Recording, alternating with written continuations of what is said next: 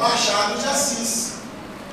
Eu estudei pensando e aprendendo que Machado de Assis, o maior escritor brasileiro, era branco.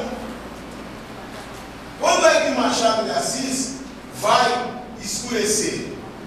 Há 2 ou 3 anos atrás, quando ele fez 100 anos, que a Caixa Econômica lançou uma propaganda em homenagem ao Machado de Assis, branco, e o movimento negro protestou. Foi quando a Dilma assumiu, portanto foi há 4 anos atrás. E aí a Caixa Econômica foi obrigada a recuar e fez uma outra peça de propaganda, e aí radicalizou também, botou o Machado de Assis negro. E não era negro, preto, cor da noite. Ele era mestiço, né? Mas aí é uma briga política, uma briga ideológica. Machado de Assis não era branco. Assim como tem personagens da história que nós desconhecemos a cor dela. Rebouças, Teodoro Sampaio. E para fechar, um presidente. A gente sempre pensa que os Estados Unidos elegeram e reelegeram um negro primeiro que o Brasil, certo? Certo? Por que está errado? Hã? Quem foi?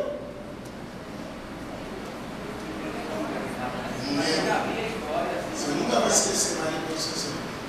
Olha, quem como é o senhor? Aprígio. O Aprígio disse: o Brasil já teve um presidente negro antes. Eu acho legal, né? Eu estou dando palestra para professores, né?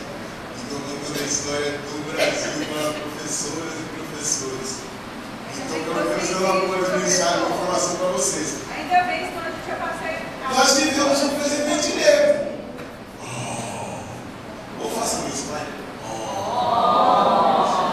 Sonocracia. Por quê? Porque pouca gente sabe. E esse presidente, ele era discriminado. Faziam matérias nos jornais, chamando de mulatinho, de escroto. Quando o Roosevelt veio ao Brasil, ele ficou impressionado. O Roosevelt, presidente dos Estados Unidos, ele volta para os Estados Unidos e faz uma matéria, não sei se foi no New York Times ou no outro jornal, dizendo: negros norte-americanos vão para o Brasil porque lá é o paraíso dos negros. Até o presidente de lá é negro. Mas a gente não sabia. E vocês não vão esquecer por quê? Porque o nome dele é bastante interessante, né? É Café. Café Fino. Agora, por que a gente não sabe? Porque a gente ignora. A gente esquece que o atleta do século, do mundo inteiro, é o Pelé, que é negro. A gente lembra que é o Pelé, mas esquece que é negro. Quando a gente quer, a gente eleva o Pelé. Mas nunca ele só fica lá. Sempre tem crítica para desmerecê-lo, para dizer que ele não serve, para fazer N críticas a ele. Então a gente começou, não, nós precisamos mudar essa visão.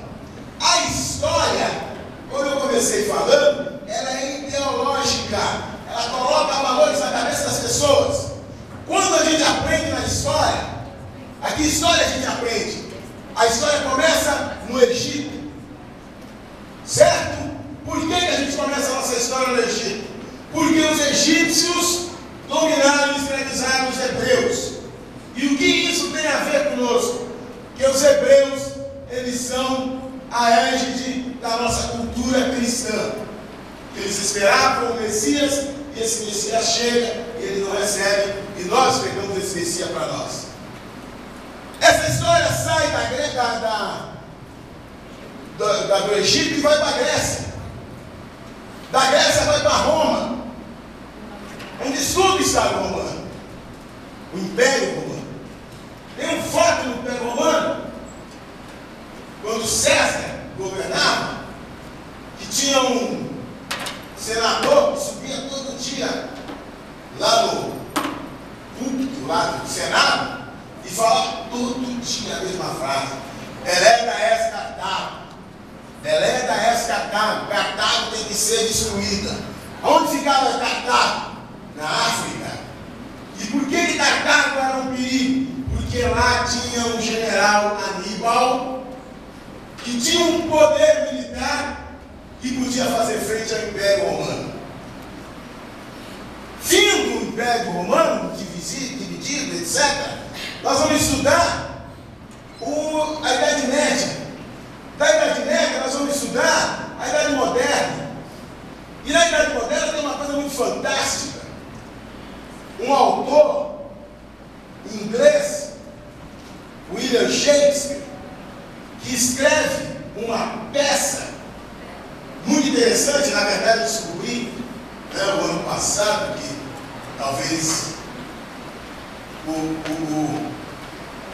William Shakespeare não tenha escrito as suas peças, que na verdade ele apenas compilou, mas vou dizer para vocês que ele escreveu. E ele escreve Otelo. O que é Otelo? Otelo é uma peça em que um mouro negro comanda o exército da Dinamarca. Depois ele é traído, etc, etc, etc. E a gente vai estudar a vinda dos europeus, primeiro no contato com a África, e depois a vinda dos europeus para a América, aonde eles vão perpetuar o maior genocídio de toda a história da humanidade possível. Chegam aqui na Europa, tanto do norte como do sul, e exterminam fisicamente quase que todas as populações e civilizações que aqui viviam. E eles não têm essa ação é feita de maneira tão banal que você chama toda essa população de uma coisa só: índio. E o que é índio? É um Iroquese lá no Canadá, um Cheyenne, um Sioux nos Estados Unidos, Incas, Maia e Azteca na América do Norte e um pouco na América do Sul, na América Central, do Norte, Central e do Sul, um Yanomami, do Xingu aqui, como é que chama? Não, pode ser Caiapó, Chavante, Guarani, Tupi. A gente transforma toda essa diversidade numa coisa só: índio. A gente não faz isso com os brancos. Branco é europeu. Branco ele é inglês, ele é francês, ele é italiano, ele é inglês, ele é português. Agora os povos da América são todos rotulados de uma forma só. Chegam na África, trazem os negros para cá, e a história começa a dizer para a gente o quê? A história da África começa quando os europeus chegaram lá e começaram a trazer os negros para cá. O que existia antes? Nada, era o caos. Quem levou o desenvolvimento para lá, os europeus? O desenvolvimento do caos, a África está na desgraça até hoje, depois do contato que teve com os europeus. E aí, você começa a perceber: precisamos mudar isso. Primeira coisa que a gente vai começar a mudar. Eu cheguei na escola para dar aula, Croécia, e tinha um livro patrocinado pela Prefeitura de São Paulo, que tinha a história da África e a história dos afros brasileiros. E quando eu cheguei na escola, um professor branco de história falou assim: opa, ainda bem que chegou o Batista que pode dar o conteúdo desse livro. Eu falei: mas por que, professor? Batista, eu não entendo esse livro. Aí eu peguei o livro, comecei a folheá-lo e falei: nossa, professor, que estranho. Ele falou: o quê? O livro é escrito em português. Bom, Batista,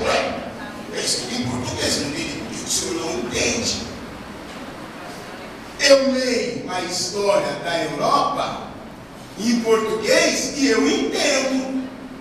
Eu não tenho problema de conhecer a história da França. Eu não tenho problema em conhecer a história da Revolução Russa. Eu não tenho problema em conhecer a Idade Média. Eu não tenho problema em conhecer a Idade Moderna.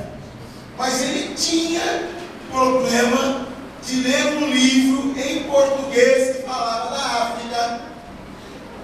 O mais incrível disso tudo é que a nossa história começa no Egito. E o Egito fica onde?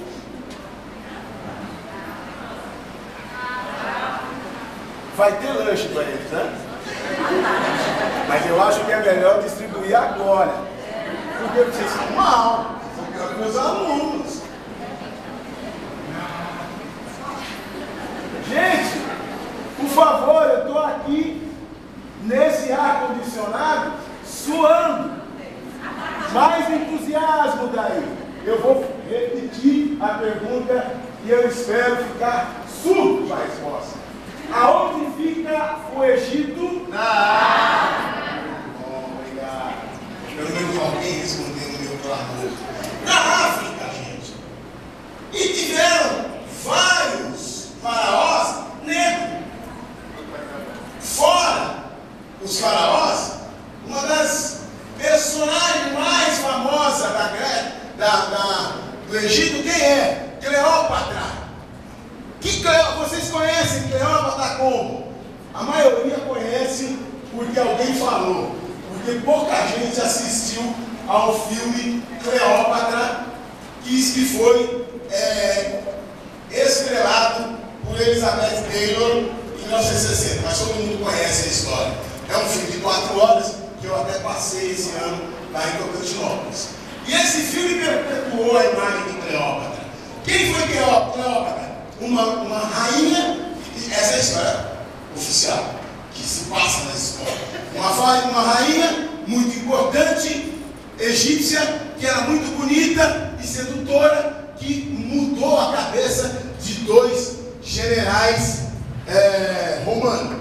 E Marco Antônio ficou tão doidão que abandonou tudo para ficar com ela. Então você olha, nossa, ela devia ser um estômago.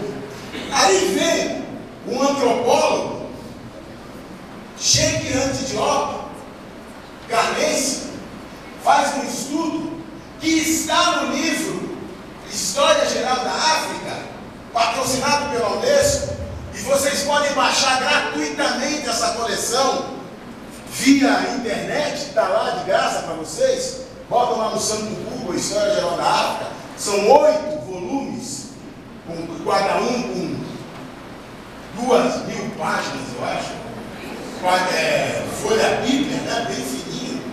É óbvio que o pessoal pode baixar, porque eu tenho, mas eu não caio tudo, né? Vamos bater lá na estante. No computador não vai ocupar nada, né? Estão lá 8, quem quiser vai e consulta de vez em quando. E o Sheikh Anta Diop faz um estudo e ele descobre que a Pri-Haid, segundo ele, e ele não foi contestado, pelo menos no mundo acadêmico, de que Cleópatra era negra e pesava 120 quilos. Eu adoro dar essa informação. Adoro! Por quê? Porque na verdade, quando eu falo isso, mas eu também eu tive a mesma reação de vocês. As pessoas, quando você fala é negra, está tudo bem. 120 quilos, todo mundo pensou numa mulher baixinha e gorda. E, gente, ela podia ser alta e forte. Eu sempre uso como exemplo. Naquela época, o Adão de Beleza era louco. Eu ainda vou chegar lá. Mas antes de falar da Adão de Beleza, eu estou com 110 quilos. Eu sou obeso. Estou indo para a morbidez. Estou desesperado indo para a academia. Quando terminar essa minha jornada maluca do 20 de novembro, vou entrar numa dieta. Por quê? Porque 110 quilos para mim pode ser fatal. Agora, o Anderson Silva pesa quase 100 quilos. Agora ele é alto, forte, e o que ele tem é 100 quilos de músculo e carne, etc. O Mike Tyson pesava 110 quilos. Mas ele tem quase 2 metros. Então, gente, esses 120 quilos da rainha Cleópatra, vocês distribuem como vocês quiserem. Mas como a professora falou lá no fundo, também existe a questão do padrão de beleza. Nos anos 60, a mulher ideal era a mulher tábua de passar. Não tinha seios e não tinha nádegas. Não? Hoje em dia, a mulher precisa ser curva. Seios, está aí, Fred Pinto e companhia. Seios e nádegas muito bem distribuídas. Hoje as mulheres vão fazer plástica para colocar silicone. Padrão de beleza, ele não é uma coisa estática. Teve um filme, eu não me lembro o nome agora, mas ele passava na sessão da tarde da Globo. E ele mostra o quê? Uma turma da África que vai estudar nos Estados Unidos, e existem 2 negras no filme, uma magra e uma gorda. E a magrinha se achando a maior das mulheres, a melhor das mulheres. E quando ela vai se insinuar para esses africanos, eles não querem. Eles querem a mais gordinha. E ela faz o maior sucesso. E quando essa branca vai numa festa, as mulheres da cultura desses negros perguntam para ela: você está doente? Você está mal? Você precisa comer. Por quê? Porque magreza é um sinal de desnutrição. Eles queriam uma mulher gorda para nós. E isso é muito importante. Quando eu estava vindo para cá, eu ouvi a seguinte notícia. Não sei se foi, eu acho que foi na Record, não sei se foi na Record ou na Globo. Eu vi os dois jornais. Ontem, um grupo de 4 misses, como é que eu posso dizer? Elas falaram, gordinhas, que estão fazendo alguns até calendários para mostrar que elas também podem ser sexy, foram discriminadas ontem num hotel em Brasília.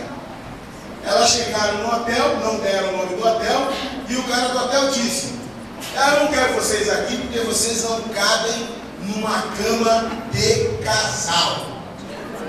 Ontem. E elas foram fazer uma manifestação diante do Congresso. O que é isso? Discriminação, preconceito e a imposição de um único padrão. Só vale aquilo que eu acho que é certo. Se eu gosto disso, é isso que é válido. O resto eu jogo fora. Não serve. Aí o que aconteceu? O movimento negro entrou em 1995. Nós apresentamos uma proposta no Congresso, depois de muita cobrança do Ministério da Educação, para que nós tivéssemos a história da África e dos afro-brasileiros no currículo. Em 2001 ou 2002, o Congresso aprova, manda essa lei para o Fernando Henrique, ele não sanciona, ele deixa na gaveta. Quando o Lula é eleito, nós do Movimento Negro conversamos com o Lula e pedimos para que ele fizesse um acordo com o Fernando Henrique, para que o Fernando Henrique não assinasse essa lei. O Fernando Henrique não assina e o Lula assinasse. Foi a segunda ou terceira lei que o Lula assinou, obrigando a ter na escola. O que é a Lei 10.000? A Lei 10.000 modifica onde tem o currículo, a LDB. O que a lei diz? A partir de hoje é obrigatório ter a história da África brasileiros no currículo escolar. Não podemos mais ficar com uma história em que somente os europeus são o protagonista. Depois vem a Lei 11.000, que vai dizer que também temos que contar a história dos povos originários. E a semana passada, a Luísa Bairros, ministra da CEPIR, colocou uma coisa que eu concordo e vou incorporar no meu discurso. Nós estamos numa briga política. Por que depois de 10 anos disso, ainda tem professores e professoras que resistem colocar isso em jogo? Alguns argumentos preconceituosos reduzem a história do negro à religião. Entende que falar de África é falar de candomblé. A África é muito diversa. Existem aproximadamente 2.000 povos dentro da África, 2.000 línguas. Eu estava em Salvador até ontem. Só no Engenho Velho da Federação, que é um bairro de Salvador, existem 43 casas de religião de matriz africana e aproximadamente de 10 nações diferentes que vieram para o Brasil. Nem todas, a maioria não tem orixá. São outras entidades. Falar de África é contar a história do povo africano. É falar do Império Mandinga. É falar de Sundiata. É falar de Tchaka, que foi considerado o maior estrategista. Teve um europeu que falou: o Tchaka é o Napoleão da África. E um outro líder africano falou: não, senhor, Napoleão é o Tchaka na Europa, porque Napoleão veio depois de Tchaka. É falar de Nzinga, a rainha de Angola, que não só dominou Angola antes dos europeus, dos portugueses conseguirem ter qualquer território lá, e ela foi chamada em Lisboa para conversar com o rei de Portugal, e o rei de Portugal ficou sentado no trono e deixou a Nzinga em pé. E ela chama 2 homens da sua delegação, coloca os 2 de 4 e senta nas costas dele, para dizer: se você manda no seu povo, eu mando no meu. É falar do Império do Zimbábue. É uma história muito rica, que transcende a questão da religião.